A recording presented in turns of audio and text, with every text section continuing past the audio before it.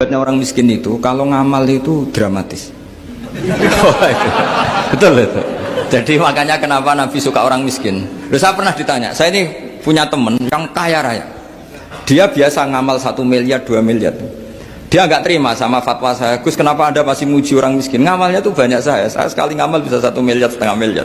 Tapi kata saya, ngamal kamu itu tidak dramatis, nggak seru kata saya. Terus dia tanya, kok bisa Gus?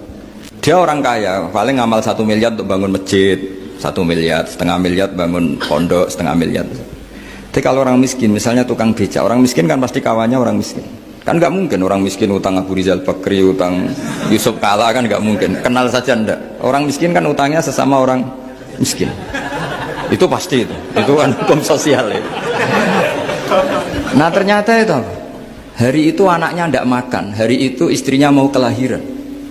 Utang sesama miskin, diutangi 50.000. Tapi uang ini dramatis. Kalau hari itu nggak makan mati. Artinya apa? Ada orang amal 1 miliar untuk bangunan, kadang aksesoris, yang satu ngutangi 50.000 tapi taruhannya nyawa. Nah sekarang menyelamatkan nyawa sama bangunan keren mana?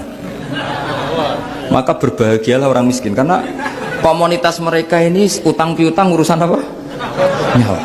Jadi ini lebih dramatis ya, lebih dramatis. Lebih keren.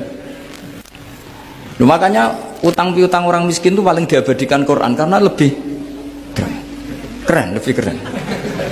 Karena nyawa apa? Loh saya ini kan termasuk kecil sudah kiai agak keren, sudah kiai agak mapan. Itu kalau orang-orang kaya nawarin saya paling Gus nggak ganti mobil, nggak ganti aksesoris mobil itu. Itu nggak keren.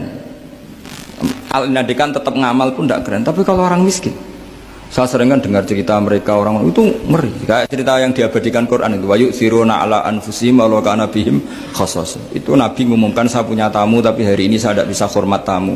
Ada sahabat yang usul, saya ya Rasulullah. Perlu dicatat dulu di Arab tuh nggak ada warung, nggak ada GoFood, nggak bisa kamu pesen online terus. Wah nih, nanti delivery gitu nggak bisa. Nah terus akhirnya datang ke rumahnya, datang istri saya ada makanan tidak ada hanya untuk jatahnya bayi. Terus ya sudah, bayinya kamu tidurkan supaya jatah itu dimakan tamunya Rasulullah. Sehingga pagi-pagi dia datang ke Nabi, kamu punya amal apa? Sehingga tadi malam ada ayat wa yu'thiruna ala anfusihim walau kana bihim khassasa. Mereka mengalahkan kepentingan dirinya sendiri meskipun punya kepentingan sendiri demi tamu tadi. Terus cerita dia, kita tamu tadi malam ya Rasulullah, yang saya sanggup menghormat, sebenarnya saya tidak punya apa-apa, hanya jatah bayi. Itu aja dramatis, bayinya ditidurin dulu tapi tidak disuntik ganja, tidak ditidurin. Ditidurin biasa nanti kan, ditidurin biasa. Terus suami saya pura-pura nemani, lampu dimatikan. Nah mungkin tamunya saking laparnya gak penting mikir itu, yang penting makan aja. Jadi maka sebetulnya orang-orang miskin itu tidak usah hiru, wah itu orang kaya bisa ngamal masjid 1 miliar, 2 miliar. Tetap ngamalnya ini sesuatu yang tidak mendesak. Tapi sesama orang miskin, kalau temannya minta tolong itu mesti dramatis. Istri mau kelahiran, kematian, kelaparan. Wah yang diselamatkan itu seru semua.